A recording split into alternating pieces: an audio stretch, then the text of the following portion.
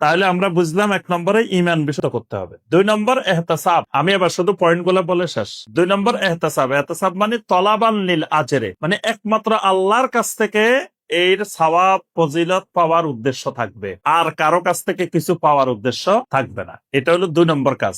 3 নম্বর হলো সিয়াম, রমাদান মাসে সিয়াম পালন করা। 4 নম্বর সুন্নত যে ইবাদত গুলো আছে, যেমন ইফতার, সাহারি, আরো যা যা ইবাদত আছে এগুলো বেশি বেশি করা। 4 নম্বর ইফতার মানুষকে করানো, তাফতির, এটা রমাদানের একটা গুরুত্বপূর্ণ ইবাদত। নবী সাল্লাল্লাহু আলাইহি ওয়াসাল্লাম বলছেন, যে ব্যক্তি একজনকে ইফতার করাবে আল্লাহ পাক তাকে ওই রোজাদারের সিয়াম পরিমাণ সওয়াব দান করবেন। 5 নম্বর ইফতার শুরু করতে হবে সুন্নত দিয়ে। প্রত্যেকটা ইবাদত সুন্নতের সাথে করতে হবে। ইফতারের শুরুতে বিসমিল্লাহ, যে দোয়া আছে আল্লাহুম্মা লাকা সুমতু ওয়া আলা রিজকিকা আফতারতু, এই দোয়া সহিহ হাদিস দ্বারা প্রমাণিত। এজন্য শুধু বিসমিল্লাহ বলে আপনার ইফতার শুরু হবে। ইফতার শেষ হওয়ার পরে যাহাবা জামাউ ওয়াবতাল্লাতিল উরুকু ওয়া সাবাতাল আজরু ইনশাআল্লাহু তাআলা, এটা সহিহ হাদিস দ্বারা প্রমাণিত। এইভাবে প্রত্যেকটি ইবাদতের ক্ষেত্রে সুন্নতের অনুসরণ করতে হবে। 6 নম্বর বেশি বেশি কিয়ামে রমাদান। কিয়ামে রমাদান আসলে 8 রাকাতের মধ্যেও সীমাবদ্ধ না, 20 রাকাতের মধ্যেও সীমাবদ্ধ না। কিয়ামে রমাদান শাইখুল ইসলাম ইবনে তাইমিয়া রাহিমাহুল্লাহ, ইমাম ইবনুল কাইয়িম রাহিমাহুল্লাহ,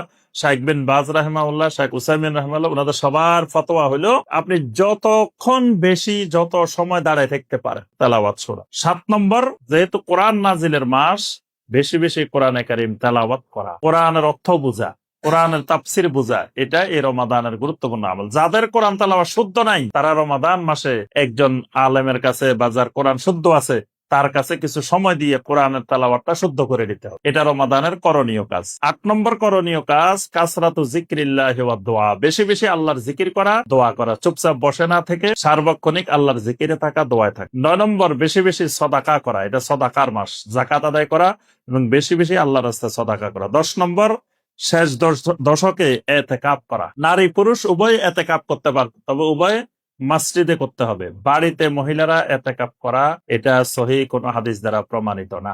নবী সাল্লাল্লাহু আলাইহি ওয়াসাল্লামের স্ত্রীরা কখনো ঘরে এতেকাব করেন নাই। সাহাবায়ে কেরামের কোন মহিলারা ঘরের মধ্যে এতেকাব করেন নাই। এতেকাবটাকে আল্লাহ পাক সম্পৃক্ত করেছেন শুধুমাত্র মসজিদের সাথে। ওয়ালা তুবাশিরুহুন্না ওয়া আনতুম আকিফুনা ফিল মাসাজিদ, মানে এতেকাবের সম্পর্কটা মসজিদের সাথে।